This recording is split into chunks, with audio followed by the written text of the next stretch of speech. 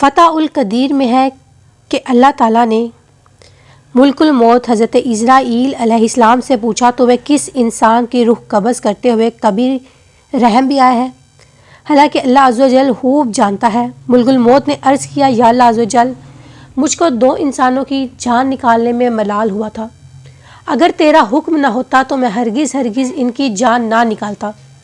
ایک اس وقت جب نیلے وگراں سمندر میں ایک چھوٹا سا جہاز اپنی منزل کی جانب رواں دواں تھا۔ جہاز میں بہت سارے مسافروں کے علاوہ ایک عورت ایسی بھی تھی جس کی ہاں ابھی اس وقت بچہ پیدا ہونے والا تھا۔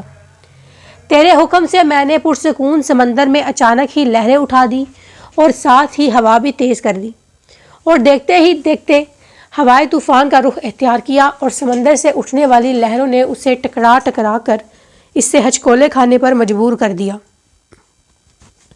سبھی مسافر حیران و پریشان سمجھنے کی کوشش کر رہے تھے کہ اچانک ہی موسم نے اپنا مزاج کیسے بدل لیا۔ یہ ہونا تھا کہ لوگ پریشان ہو گئے۔ طوفان بڑھتا جا رہا تھا اور مسافر زندگی کی دعائیں مانگ رہے تھے، لیکن تجھ کو کچھ اور ہی منظور تھا۔ ہوا کے تیز جھکڑوں اور سمندر کی طاقتور موجوں نے جہاز کو توڑ کر ٹکڑوں میں بدل دیا۔ جن مسافروں کو تیرنا آتا تھا وہ تیر کر اپنی جان بچانے کی جی توڑ کوشش کر رہے تھے، لیکن میں نے تیرے حکم سے اکثر کی روحیں قبض کر لی۔ وہ عورت جس کو بچہ پیدا ہونے والے تھا جہاز ڈوبنے کے خوف اور طوفان کی دہشت سے بے ہوش ہو چکی تھی اور جہاز کے ٹوٹے ہوئے ایک تختے پر پڑی ہوئی تھی، اور یہ تختہ اتھاہ سمندر میں تیز لہروں کے سہارے بہتا چلا جا رہا تھا۔ اور اسی حالت میں عورت کے یہاں بچہ پیدا ہوا، اور ولادت کے اگلے ہی لمحے مجھے تیری طرف سے حکم ہوا کہ اس عورت کی روح قبض کر لی جائے۔ حکم کی تعمیل ایک آنکھ جھمکنے سے قبل ہو گئی۔ اس وقت اس عورت کی روح قبض کرتے ہوئے مجھے پر رکت طاری ہو گئی۔ اللہ تعالیٰ نے فرمایا جانتے ہو بعد میں اس بچے کے ساتھ کیا معاملہ ہوا؟ حضرت عزرائیل نے فرمایا میرے رب عز و جل ہی تمام جہانوں کے معاملات سے آگاہ ہے۔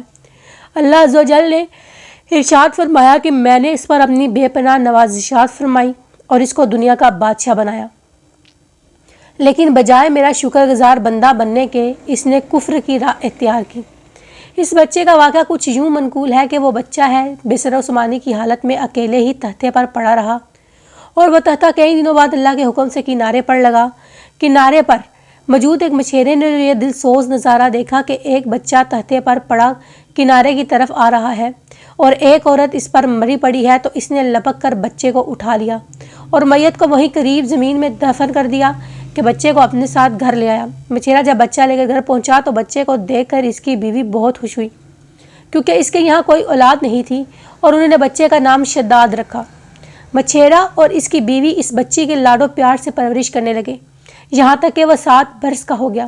اتنی کم عمر میں شداد نہایت ہی ذہین، عقل مند اور چالاک بھی تھا۔ ایک روز گاؤں کے باہر شداد بچوں کے ساتھ کھیل رہا تھا کہ اچانک ہی شور اٹھا کہ بادشاہ کی سواری آ رہی ہے۔ یہ سنتے ہی سارے بچے بادشاہ کے ڈر سے بھاگنے لگ گئے، لیکن شداد وہیں قریب ایک ٹیلے میں چھپ کر بادشاہ کی سواری اور شاہی لشکر کا نظارہ دیکھنے لگا۔ یہاں تک کہ تمام لشکر گزر گیا اور بادشاہ کی سواری گزرنے کے بعد کچھ پیادے گری پڑی ہوئی چیزوں کی خبر گیری کے واسطے لشکر کے پیچھے پیچھے آئے۔ ان پیادوں میں سے ایک پیادے نے راستے میں ایک پوٹلی پڑی ہوئی پائی۔ اس نے جب پوٹلی کو کھول کر دیکھا تو اس میں ایک سرمے دانی تھی۔ وہ پیادے اپنے ساتھیوں سے بولا میں نے سرما پایا ہے، اگر تمہاری اجازت ہو تو میں اسے اپنی آنکھوں میں لگاؤں، کیونکہ میری بنائی بھی کچھ کمزور ہو گئی ہے، شاید اس سے کچھ فائدہ ہو جائے۔ اس کے ساتھی نے جواب دیا اول تو رستے میں پڑی ہوئی چیز اٹھانا نہیں چاہیے، خیر اب نے تم اٹھا ہی لی ہے تو بغیر آزمائے ہوئے آنکھوں میں ہرگز مت لگانا، کہیں فائدے کے نقصان نہ ہو جائے، پہلے کسی اور کی آنکھوں میں لگا کر دیکھ۔ یہ سن کر پیادے نے ادھر دیکھا تو اسے شداد ایک ٹیلے کی اوٹ میں کھڑا نظر آیا۔ پیادے نے اسے بڑے پیار سے بلایا اور کہا آ بیٹا ہم تیری آنکھوں میں سرما لگا دیں تاکہ تیری آنکھیں اچھی لگیں۔ شداد نے پیادے سے سرما دانی اور سلائی لے کر اپنی آنکھوں میں سرما لگایا۔ سرما لگاتے ہی شداد کے 14 طبق روشن ہو گئے اور اسے زمین کے اندر چھپے ہوئے خزانے نظر آنے لگے۔ جیسے جیسے صاف شفاف پانی میں چیزیں نظر آتی ہیں، یہ اللہ کی نوازشات میں سے ایک بہت بڑی نوازش تھی۔ شداد حد سے زیادہ چلاک تو تھا ہی، لہٰذا اپنی چلاکی اور عقل مندی سے چلایا۔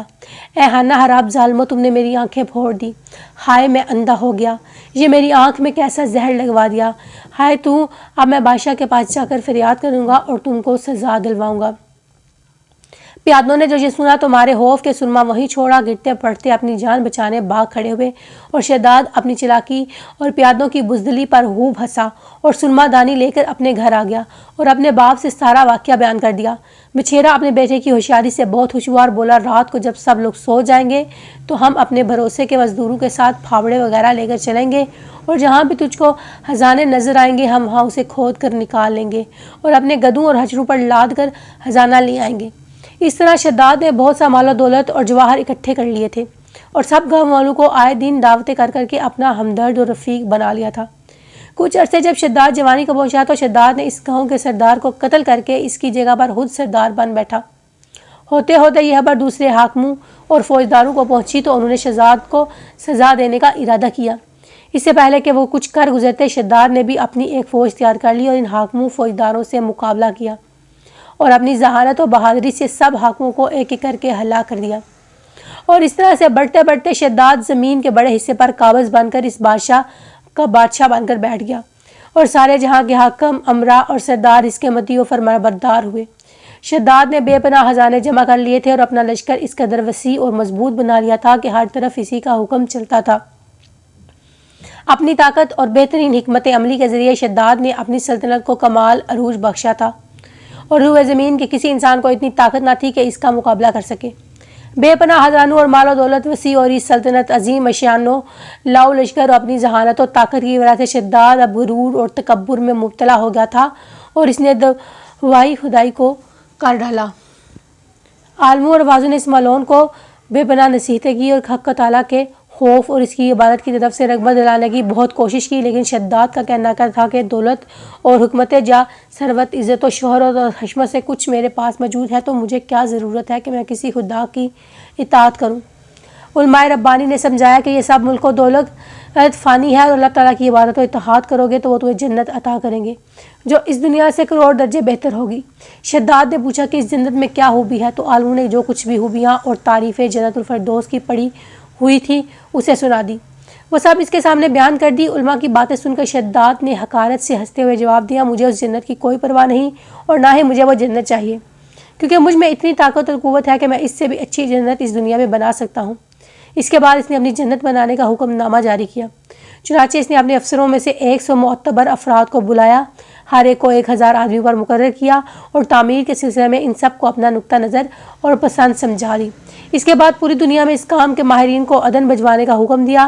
علاوہ ازیں اپنی قلمروں میں سب حکمرانوں کو یہ حکم دیا کہ سونے چاندی کی کانوں سے اینٹیں بنوا کر بھیجیں اور کوہ عدن کے متصل ایک مربع شہر جنت جو 10 کوس چوڑا اور 10 کوس لمبا ہو بنانے کا حکم دیا۔ اس کی بنیادیں اتنی گہری کھدوائی کہ پانی کے قریب پہنچا دی، پھر ان میں اتنی بنیادوں کو سنگ سلمانی سے بھروا دیا۔ جب بنیادیں بھر کر زمین کے برابر ہو گئی تو ان پر سونے چاندی کی اینٹوں کی دیواریں چنی گئی۔ ان دیواروں کی بلندی اس زمانے کے گز کے حساب سے 100 گز مقرر کی گئی تھی۔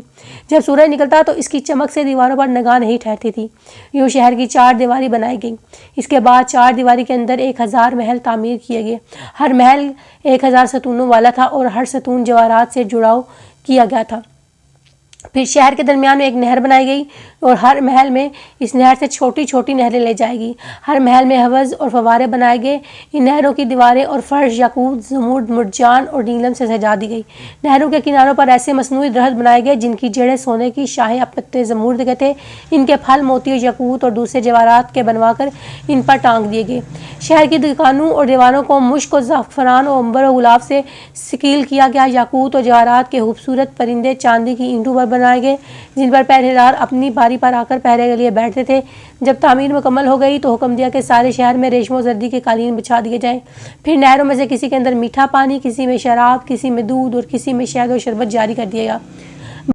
بازاروں اور دکانوں کو کام حباب و ظریفت کے پردوں سے آراستہ کر دیا گیا اور ہر پیشہ و ہنر والے کو حکم دیا گیا کہ اپنے اپنے کاموں میں مشغول ہو جائیں، اور یہ کہ اس شہر کے تمام باسیوں کے لیے ہر وقت ہر نوع قسم کے پھل میوے پہنچا کریں۔ 12 سال کی مدت میں یہ شہر جب اس سجاوٹ کے ساتھ تیار ہو گیا تو تمام امراء و ارکان دولت کو حکم دیا کہ سب اسی میں آباد ہو جائیں۔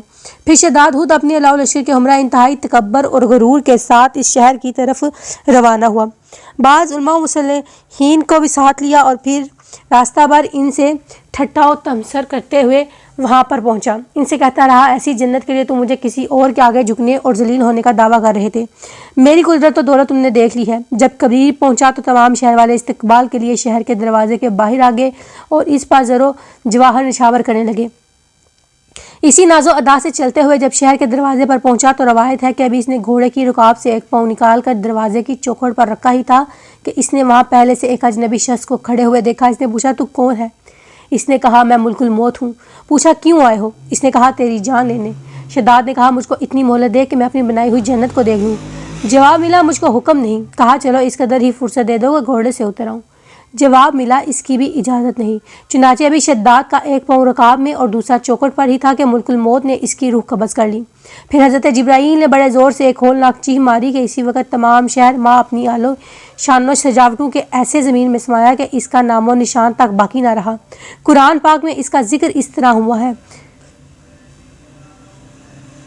कि इस वक्त तमाम उलमा और शहर के लोग हैरान रह गए इस चीख को सुनकर, और ये इसका नामो निशान तक बाकी ना रहा। कुरान पाक में इसका जिक्र इस तरह हुआ, वो जो इल्म थे बड़े सतूनों वाले और शहरों से इसकी मानद कोई शहर शानदार ना था।